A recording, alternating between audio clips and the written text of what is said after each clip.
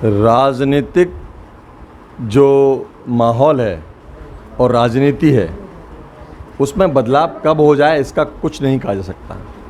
मध्य प्रदेश में चुनाव है, राजस्थान में चुनाव है। आज हम मध्य प्रदेश के मुरैना चंबल जो क्षेत्र है उस सीट के प्रबल दावेदार रहे कभी बीजेपी से, और बीजेपी के वरिष्ठ नेता पूर्व आईपीएस पूर्व मंत्री उनके सुपुत्र राकेश जी हमारे साथ मौजूद हैं। नमस्कार दोस्तों, मैं हूं सुरेंद्र सिंह, आप देख रहे हैं इंडिया रिपोर्टर 24। सर बहुत बहुत स्वागत है आपका। धन्यवाद, बहुत बहुत धन्यवाद। कल तक या 2 दिन तक बीजेपी से आप प्रबल दावेदारी के लिए पूर्ण रूप से तैयार थे, और आपके फादर ऑलरेडी पूर्व आईपीएस अधिकारी हैं और 25 सालों से, विगत 25 सालों से बीजेपी के वरिष्ठ नेता हैं। मतलब कद के तौर पर देखा जाए और सामाजिक क्षेत्र में देखा जाए तो उनका ज़मीनी स्तर तक कनेक्टिविटी है। क्या कहेंगे सर? भारतीय जनता पार्टी में निश्चित रूप से पिछले 20 वर्षों से हम लोग सक्रिय रहे हैं, और व्यक्तिगत तौर पे मैंने भी पार्टी के सभी कार्यक्रमों में बढ़ चढ़कर हिस्सा लिया, जितनी क्षमताएं थीं उस हिसाब से काम भी किया। लेकिन भारतीय जनता पार्टी ने हमें उस लायक नहीं समझा कि हम भारतीय जनता पार्टी में रहें, और अगर वो ऐसा समझते तो मुरैना विधानसभा के सर्वे में नंबर 1 पे आदरणीय रुस्तम सिंह जी का नाम है, ये सब जानते हैं। नंबर 2 पे किसका नाम है वो भी जानते हैं, लेकिन पार्टी ने जो नंबर 3 पे हैं उनको प्रत्याशी बनाया है। इस बात को लेकर जनता में बहुत नाराज़गी है। सर्वे की, जनता की भावनाओं की अनदेखी की गई है। भाजपा एक दावा करती थी कि सर्वे के आधार पर टिकट दिया जाएगा, जो जीतने लायक होगा उसी को टिकट दिया जाएगा, लेकिन पार्टी ने ऐसा नहीं किया। पार्टी में कार्यकर्ताओं की ज़बरदस्त अनदेखी हो रही है। 2018 में सरकार जाने का भी यही एक महत्वपूर्ण कारण था कि सरकार क्यों नहीं बन पाई, और आज भी मैं आपसे कह रहा हूँ कार्यकर्ताओं में ज़बरदस्त नाराज़गी है। कोई भी सिपाही चपरासी तक कार्यकर्ताओं को सम्मान नहीं दे रहा, उनकी सुनवाई नहीं हो रही। और जो भारतीय जनता पार्टी ये मानती है कि हम विश्व की सबसे बड़ी पार्टी हैं, वो कार्यकर्ताओं की दम पर है, और अगर कार्यकर्ताओं की अनदेखी होगी, पूछ परख नहीं होगी, तो ये पार्टी इसका एक बड़ा नुकसान और खामियाजा उठाएगी इसी 2023 के चुनाव में। बहुजन समाज पार्टी से आपने फैसला लिया और मैं समझता हूं कि आपको टिकट भी हो गया। टोटल आप जिस परिप्रेक्ष्य में जी रहे थे अभी तक 20 वर्ष तक, आज जो मूलभूत उनके जो नियम हैं और पार्टी के जो उद्देश्य हैं, जैसे बीएसपी की हम बात करें, वो थोड़ा अन्य पार्टियों से अलग हैं। क्या उन नियमों के अनुसार और उस वातावरण में आप ढल पाएंगे? देखिए, मैं आपको एक बात बड़ा स्पष्ट तौर पर बताऊं, राजनीति हमारे लिए न तो कोई शौक की बात है और ना ही इसमें हमारा कोई व्यापार जुड़ा है राजनीति से। राजनीति में हम शुद्ध रूप से समाज सेवा करने के लिए आए हैं, और हमने अपने विधानसभा में, अपने मुरैना में, हमको जब मौका यहाँ की जनता ने आशीर्वाद दिया, विधायक बने पिताजी आदरणीय रुस्तम सिंह जी, मंत्री भी रहे, तो उन्होंने मुरैना विधानसभा में भरपूर सेवा की, काम किया। पूरे क्षेत्र में अमन चैन कायम करने की कोशिश की, और हम उसमें बहुत हद तक सफल भी रहे। जहाँ तक विकास की बात है तो मुरैना शहर की अगर आप बात करेंगे तो नाला नंबर 1, नाला नंबर 2, और मुरैना में जो जिला चिकित्सालय है, जो मध्य प्रदेश का सबसे बड़ा जिला चिकित्सालय है, 600 बिस्तर का जिला चिकित्सालय, वो माननीय रुस्तम सिंह जी के प्रयासों से बना। शहर में फ्लाईओवर बना, वीआईपी रोड बनी, और सीवर का एक बड़ा महत्वपूर्ण प्रोजेक्ट मुरैना में हम लेकर आए, और उसको लेकर हमें ये उम्मीद थी कि वो मुरैना की शक्ल बदल देगा। लेकिन कुछ समय ऐसा आया कि 2018 में चुनाव हम हार गए, और उस प्रोजेक्ट को, सीवर के प्रोजेक्ट को, बाद में जैसा हम चाहते थे वैसा वो नहीं बन पाया। उसको बड़े गलत तरीके से उसका क्रियान्वयन हुआ। उसकी वजह से शहर के बहुत लोगों को तकलीफ़ें भी हुई, पूरी सड़कें खोद के डाल दी, और तरीके से काम नहीं हुआ।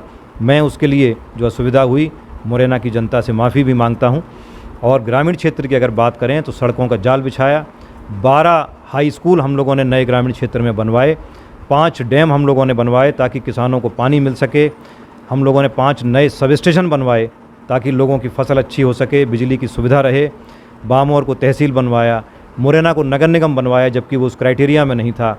बामोर में हम लोगों ने एक नया हॉस्पिटल बनवाया, जो 5 बिस्तर का था उसको 50 बिस्तर का किया। बामोर में पीने के पानी की बहुत दिक्कत थी, एक एक बाल्टी पानी को लेकर बहनें और महिलाओं में झगड़े हुआ करते थे।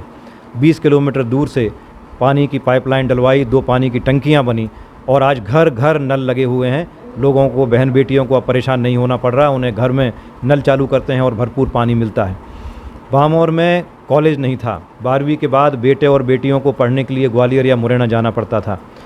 इतनी दूर जा पाना संभव नहीं है, ख़ास तौर पर बेटियों के लिए। कोई भी अपनी बेटी को रोज़ 20 किलोमीटर ग्वालियर या मुरैना कॉलेज पढ़ने के लिए नहीं भेजता था। नतीजा ये था कि 12वीं के बाद पढ़ाई छूट जाती थी। हमने यहाँ पर एक arts and science government college खुलवाया। हमसे जो बन पड़ा हम लोगों ने भरसक प्रयास किए। पटिया वाले महाराज जी, जो इस इलाके का तीर्थ है, इस इलाके के लोग उसे अपना चारों धाम मानते हैं, उस स्थान पर पीने के पानी की व्यवस्था नहीं थी। 4 किलोमीटर दूर से पानी लेकर आए। आज वहाँ पानी की टंकी है और भरपूर पानी की व्यवस्था है। एक बड़ा ऑडिटोरियम बनवाया जहाँ रासलीला और अन्य सांस्कृतिक कार्यक्रम होते हैं। तो हमें जब यहाँ जनता ने आशीर्वाद दिया, मौका दिया, तो ये सारे के सारे काम हमने किए और हमें ये विश्वास है कि अभी भी जनता हमें अपना आशीर्वाद देगी। और हमारे कई सारे एजेंडे हैं जिसमें हम ये करने की कोशिश करेंगे इस जनता जनार्दन के आशीर्वाद से कि अगर मौका मिलेगा तो मुरैना में शिकारपुर पर एक फ्लाईओवर बनवाना है, लालौर में एक फ्लाईओवर बनवाना है, इस तरह की कई योजनाएं हैं, बामोर में एक फ्लाईओवर बनवाना है। एक बात मैं और कहना चाहूँगा, जितने भी यहाँ राजनीति कर रहे हैं, चाहे कांग्रेस के हों या बीजेपी के हों, आप उनसे ये पूछिएगा। मैंने तो ये बातें आपको बड़ी शॉर्ट में बता दी हैं, अगर मैं लंबा बताऊंगा तो 1 घंटे 2 घंटे लग जाएंगे, आप लोग भी बोर हो जाएंगे सुनते सुनते। इतने विकास के काम और इतनी सेवा हम लोगों ने इस विधानसभा की है। लेकिन आप कांग्रेस और बीजेपी के नेताओं से पूछिएगा कि उन लोगों ने इस विधानसभा के लिए क्या किया है। एक भी काम गिना दें। बहुत बड़े बड़े नेता हैं यहाँ, बहुत बड़े बड़े, मैं नाम किसी का नहीं लेना चाहता, पर बहुत बड़े बड़े नेता हैं। उनकी क्या उपलब्धियाँ हैं, उन्होंने क्या किया इस मुरैना के लिए। मुरैना शहर में गंदगी का आलम है, कचरे के ढेर पे मुरैना शहर रह रहा है। ये अच्छी बात नहीं है और हमें अभी इस मुरैना के लिए बहुत करना है और हमें मौका मिलेगा तो हम करेंगे। जहाँ मुरैना के मान सम्मान की बात आएगी, अपना खून पसीना बहाएंगे। मुरैना में एक घटना हुई थी, आप लोगों को शायद याद होगा, बामोर में IPS की डेथ हो गई थी, उनकी मौत हुई थी एक एक्सीडेंट में, उसको हत्या का रूप दिया गया। यहाँ के भले लोगों को माफिया कहा गया। मैं ये कह रहा हूँ कि जो खदानें यहाँ लोग चला रहे हैं, उससे 15,000 के आसपास जाटव समाज के लोग, 10,000 के आसपास कुशवा समाज के लोग, 10,000 के आसपास गुर्जर समाज के लोग, इतने लोगों का जीवन यापन उन खदानों से चल रहा है। और वो मेहनत करते हैं 45-47 डिग्री टेम्परेचर पे, इतनी कड़ी धूप, इतनी गर्मी में पसीना बहाते हैं, मेहनत करते हैं, मजदूरी करते हैं, तब पैसा कमाते हैं और उससे सम्मान के साथ अपना घर परिवार चलाते हैं। उनके साथ अन्याय किया गया, सब खदानें बंद कर दी। हमने बामोर में महापंचायत की और दबाव बनाया शासन प्रशासन पर कि ये खदानें चालू कराई जाएं और लोगों को उनकी आजीविका चालू कराई जाए। नहीं तो यहाँ के लोग क्या करेंगे? बिना रोज़गार के तो कोई कुछ नहीं कर सकता। और रोज़गार के लिए भी आज युवा हमारे देश की ताकत है, मुरैना की ताकत है। तो युवाओं को रोज़गार मिले, इसके लिए हमने 2 औद्योगिक क्षेत्र बनवाए, एक सीतापुर में और एक पेपर सेवा में। करीब 150 करोड़ की लागत से ये दोनों बने। लेकिन ये रहा कि हम 2018 में चुनाव हार गए। नहीं तो हमारा मन है कि हम यहाँ बड़े बड़े उद्योग स्थापित कराएं ताकि यहाँ के युवाओं को यहीं रोज़गार मिले, उनको मुरैना से बाहर नौकरी करने के लिए नहीं जाना पड़े। दूसरी तरफ अगर आप बीजेपी की बात करते हैं, बीजेपी ने मेडिकल कॉलेज का भूमि पूजन किया है। मैं ये कहता हूँ 3.5 साल से बीजेपी की सरकार है, बड़े बड़े नेता इस ग्वालियर चंबल संभाग से बीजेपी के हैं। ये भूमि पूजन चुनाव के 1-1.5 महीने पहले ही क्यों किया गया? क्या इस कॉलेज को 3 साल पहले भूमि पूजन करके अभी तक बनवा के तैयार नहीं किया जा सकता था? इस कॉलेज में एडमिशन भी हो जाते, बच्चे अभी यहाँ पढ़ाई कर रहे होते। तो ये सब बेवकूफ़ बनाने के काम कर रहे हैं और इस बात को जनता भली भांति जानती है। मुरैना की जनता इस बार पूरी ताकत से हम लोगों के साथ खड़ी है और हम उनके मान सम्मान के लिए पूरी ताकत से खड़े हैं। जहाँ ज़रूरत पड़ेगी मुरैना विधानसभा की जनता के लिए खून पसीना बहाएंगे, उनके मान सम्मान पे आँच नहीं आने देंगे। और जहाँ तक विकास की बात है तो जो हमसे बन पड़ेगा उसमें कोई कोर कसर ना हमने छोड़ी है और न भविष्य में कभी छोड़ेंगे। और इस जनता की ताकत पे मुझे इतना भरोसा है। इस बार का चुनाव मैं राकेश रुस्तम सिंह नहीं लड़ रहा हूँ, इस बार का चुनाव मुरैना विधानसभा की जनता लड़ रही है।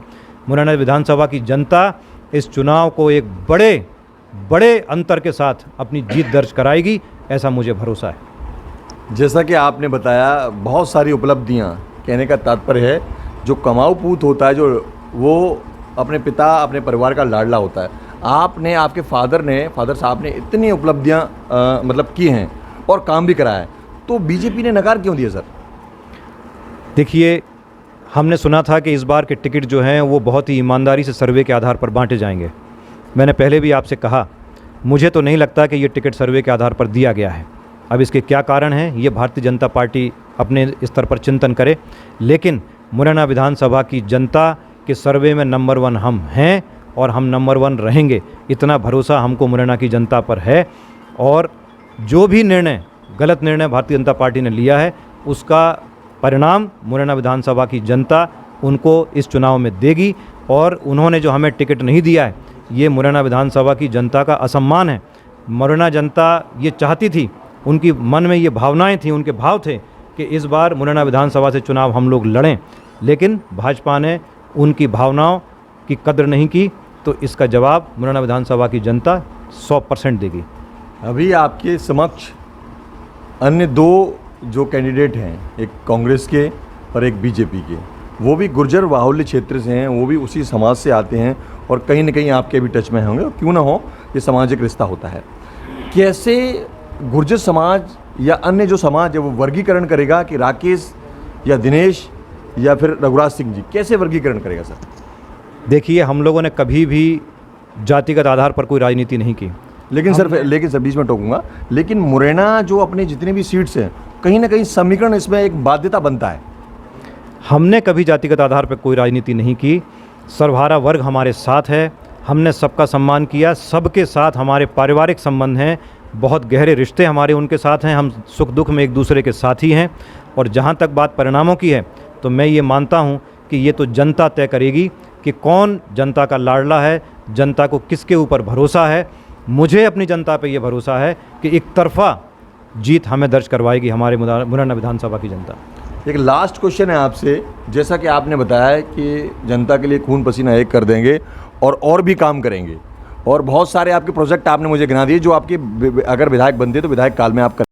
सरकार बनने की संभावना है बीएसपी की, तो मैं समझता हूँ अभी नहीं है, या आपके अनुसार कुछ हो सकता है। तो कैसे, यदि ये दोनों पार्टियों में से किसी की बनती है और आप उसमें 5 से 7 विधायक या 10 विधायक होते हैं, तो कैसे आपकी बात चलेगी वहाँ सर? देखिए, हमारा सिर्फ एक एजेंडा है, मुरैना विधानसभा के रहने वाले एक एक हमारे परिवार के सदस्य को मान सम्मान कैसे मिले और यहाँ विकास के कामों को हम आगे कैसे बढ़ाएं। और जहाँ तक बात चुनाव जीतने के बाद या बसपा के जो भी विधायक जीतेंगे उनका निर्णय क्या होगा, ये निर्णय हमारी बहुजन समाज पार्टी की जो सुप्रीम हैं आदरणीय बहन मायावती जी तय करेंगी। उनका जो निर्देश होगा उसका पालन हम सब लोग करेंगे। ख़त्म करूँगा अपनी बात को, ये जो कैंपेनिंग चल रही है, क्या मायावती जी मुरैना कैंपेनिंग में आ सकती हैं? जी, उनका कार्यक्रम तय हो गया है, 14 नवंबर को वो मुरैना में सभा करेंगी। ये थे हमारे साथ राकेश रुस्तम सिंह जी। आप देख रहे हैं इंडिया रिपोर्टर 24। लगातार हमारे साथ बने रहिए। जय हिंद।